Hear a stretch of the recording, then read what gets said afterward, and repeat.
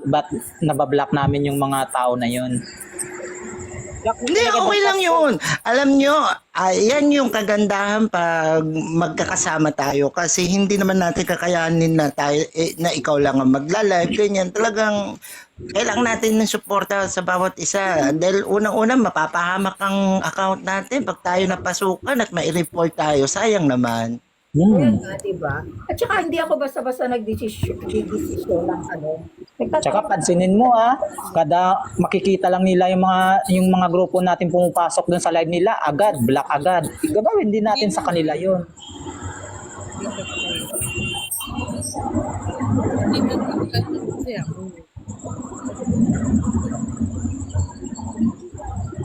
Kaya ako talaga, halos lahat yan sila. Sa akin naman Kuya Nerves, lahat sila wala naka-block lahat yan. Hindi ko na yan.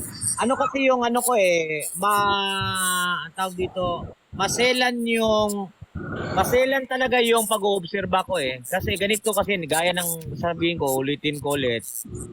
Pag may tao ka nakikitang sumasanib sa taong gumagawa ng hindi maganda, wala ka nang pinagkaiba nun. Kaya mo din gumawa ng hindi maganda sa kapwa mo.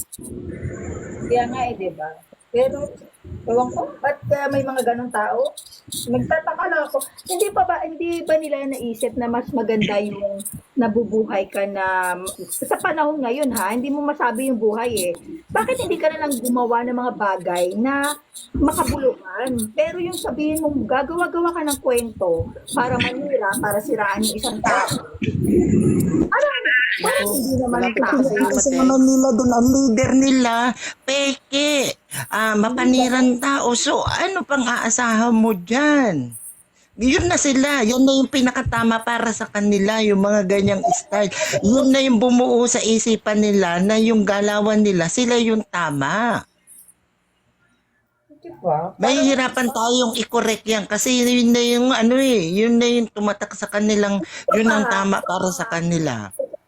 Yung mga pinopost nyo na mga quotes, dapat bago nyo i-post yun, tingnan nyo muna kung kanino ba yon na-apply sa sarili nyo ba o para sa ibang tao. Doon nyo sana tingnan, hindi yung post lang kayo ng post na hindi nyo naiintindihan yung mga quotes.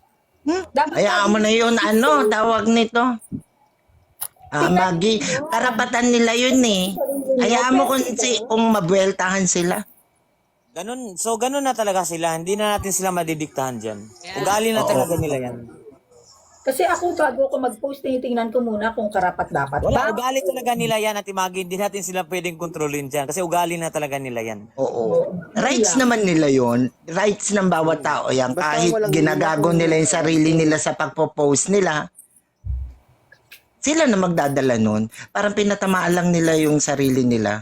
Diba? Pero minsan kasi, parang nakakahiya kasi yun yung gano'n, na alam mo na... Wala na sila mararamdaman na ganong kahihiyan. Walang mga hiya. Walang mga hiya yun. Nilunok na nila ang hiya.